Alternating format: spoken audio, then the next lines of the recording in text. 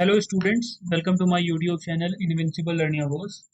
आज हम एक और इम्पॉर्टेंट कॉन्सेप्ट सीखने वाले हैं, run time polymorphism in Java, जिसे हम मेथड ओवरराइडिंग से अचीव करते हैं। ये कॉन्सेप्ट बहुत ही इम्पोर्टेंट है और साथ ही साथ में इंटरव्यूज और प्रैक्टिकल कोडिंग के लिए चाहिए। तो चलिए समझते हैं किस तरह से ये काम करता है। सबसे पहले मैं ये बता दूं कि पॉलीमॉर्फिज्म जो हमने पढ़ा था उसका मतलब था कि मैनी फॉर्म्स, मतलब एक ही चीज़ को हम मल्टीपल जगहों पे हम यूज़ कर सकते हैं। इसके पहले वाले लेक्चर में कंपाइल टाइम पॉलीमॉर्फिज्म और मेथड ओवरलोडिंग और कंस्ट्रक्टर ओवरलोडिंग को मैंने एक्सप्लेन कर दिया है। आज जो हम बात करने वाले हैं वो रन टाइम पॉलीमॉर्फिज्म और मेथड ओवरलोडिंग के ऊपर करने वाले हैं। तो सबसे पहले हम शुरू करते हैं कि रन टाइम पॉलीमॉर्फिज्म होता क्या है। Run time polymorphism in Java is achieved when A call to an overridden method is resolved at runtime, not at compile time। मतलब एक्चुअल मेथड कौन सा कॉल होगा ये ऑब्जेक्ट के टाइप पे डिपेंड करेगा और ये डिसाइड होगा रन टाइम पे। तो ये रही बात रन टाइम पॉलीमॉर्फिज्म का। मैं एक बार फिर से रिपीट कर देता हूँ। जो ये ऊपर जो टर्मिनोलॉजी लिखी है इसका मतलब ये है कि एक्चुअल मेथड कौन सा होगा ये ऑब्जेक्ट के टाइप पे डिपेंड करेगा और ये जो चीजें हैं ये रन टाइम पे ही डिसाइड होगी। और ये अचीव किस तरह से होगा ये डिपेंड करेगा मेथड ओवरराइडिंग के हेल्प से। सो मेथड ओवरराइडिंग क्या चीज है?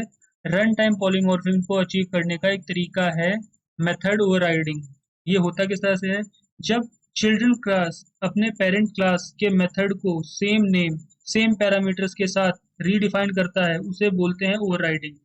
और इसके कुछ कुछ सेट ऑफ रूल्स हैं, वो क्या है वो बता देता हूँ कि मेथड का नाम और नाम सेम होना चाहिए, पैरामीटर सेम होने चाहिए, रिटर्न टाइप सेम या कोवेरिएंट होने चाहिए, एक्सेस कंट्रोल या फिर एक्सेस लेवल सेम या ज़्यादा एक्सेसिबल होना हो सकता है। स्टैटिक और फाइनल मेथड ओवरराइड नहीं किए जाते। अब इसका कोड किस तरह से लिखा है ये बताने की कोशिश करता हूँ। तो यहाँ पे मैं रूल्स जो मैंने बताए थे वो लिखे हुए हैं। अब एक कोड के थ्रू मैं बताने की कोशिश कर रहा हूँ कि यहाँ पे क्या चीज़ है। तो ये जो कोड है यहाँ पे एनिमल है, उसके बाद फिर एक डॉग वहाँ से है। यहाँ देखो पेरेंट क्लास जो है वो एनिमल है। एनिमल में एक मेथड है साउंड का। चिल्ड्रन क्लास डॉग है, उस मेथड को ओवरराइड करता है जब हम एनिमल टाइप के रेफरेंस लेते हैं और यू उसमें डॉग का ऑब्जेक्ट असाइन करते हैं, तब कॉल होगा डॉग का मेथड। यही है रन टाइम पॉलीमॉर्फिज्म। तो यहाँ पे एक यहाँ पे फंक्शन बना रखा है एनिमल के अंदर, वॉइड साउंड नाम का। Animal make sound, animal made sound को जो हमने ओवरराइड किया वो इससे किया कि system dot print dot out dog barks. तो यहाँ पे उसको रिप्लेस कर दिया गया, कैसे उसे ओवरराइड किया गया है। तो ये जो चीज़ होती है ये होती है ओवरराइडिंग या फिर रन टाइम पॉलीमॉर्फिज्म पे। अब एक और एग्जांपल जिसके थ्रू मैं सुपर कीवर्ड और ओवरराइडिंग दोनों को ही एक्सप्लेन करना चाह रहा हूँ। यहाँ पे बाइक क्लास ने व्हीकल के रन मेथड को ओवरराइड किया है, लेकिन सुपर डॉट रन लिख के पेरेंट का मेथड भी कॉल किया है। आउटपुट होगा दोनों मेथड्स का, पहले पेरेंट का फिर चाइल्ड का। ये रियल लाइफ एप्लीकेशन में यूजफुल होता है जब हमें पेरेंट की फंक्शनैलिटी भी प्रिजर्व करनी हो।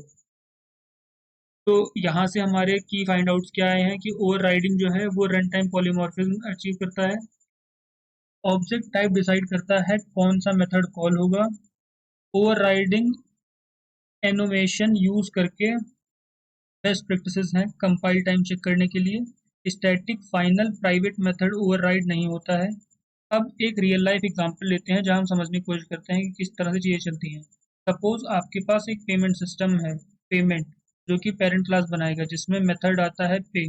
चिल्ड्रन क्लास है credit card payment, UPI payment, PayPal payment. सब अपने आप में पे मेथड को ओवरराइड करेंगे और रन टाइम पे सिस्टम डिसाइड करेगा कि कौन से मेथड से पेमेंट की गई है। यह ही रन टाइम पॉलीमॉर्फिज्म का रियल वर्ल्ड यूज है। तो दोस्तों आज हमने सीखा रन टाइम पॉलीमॉर्फिज्म क्या होता है, मेथड ओवरराइडिंग क्या होता है, उसके रूल्स क्या हैं, कोड्स हमने देखे, उसका एक्सप्लेनेशन देखा, रियल वर्ल्ड में हम कहाँ पे इसको यूज करते हैं ये भी देखा। तो अगर आपको ये वीडियो पसंद आया हो तो लाइक शेयर और सब्सक्राइब जरूर करिए और कमेंट करके बताइए कि आपको ओवरराइडिंग और ओवरलोडिंग में सबसे बड़ा डिफरेंस क्या पता लगा है। तो अब हम अपने नेक्स्ट वीडियो में मिलते हैं जहाँ पे मैं सुपर कीवर्ड को एक्सप्लेन कर रहा हूँ। So thank you, bye bye.